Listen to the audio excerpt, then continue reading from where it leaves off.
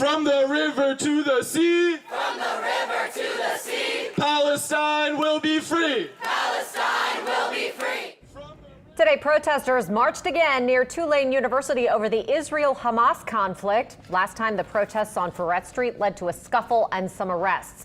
Today's demonstration, however, was without violence and led to a second event downtown.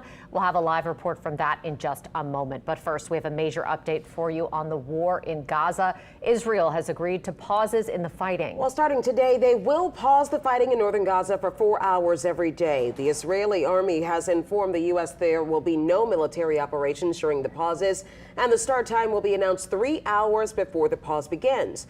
Israeli officials say the reprieves are meant to allow people to leave northern Gaza to get food and medicine. Now back to those local protests. Dozens of people took the streets in New Orleans, starting uptown near Tulane's campus, as we mentioned. And then many also attended a rally in Lafayette Square. And that's where Whitney Miller is joining us live tonight with more on these protests. Whitney? Yeah, there were more than 100 people in both of these locations demanding a ceasefire between the war between Hamas and Israel. Around 1 o'clock today, it all started this afternoon. We watched as students and some faculty gathered outside the Tulane campus. This was the second demonstration on the campus since the war began, and this time there was a heavier police presence. Pro-Palestinian supporters are demanding the university denounce what they call an Israeli genocide of Palestinians. They are also asking for the university to protect Arab and Muslim Tulane students who say they've been harassed and targeted.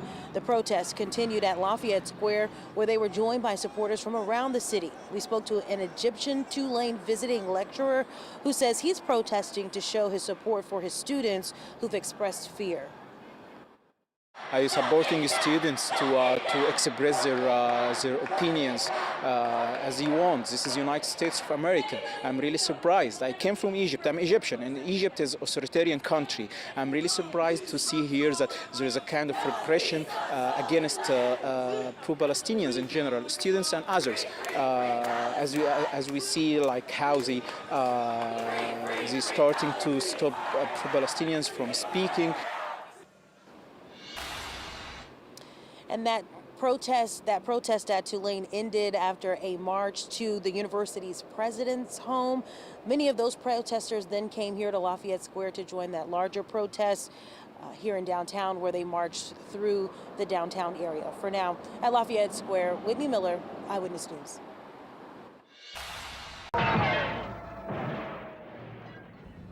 Well, the protest is scheduled, on the anniversary of the Night of Broken Glass.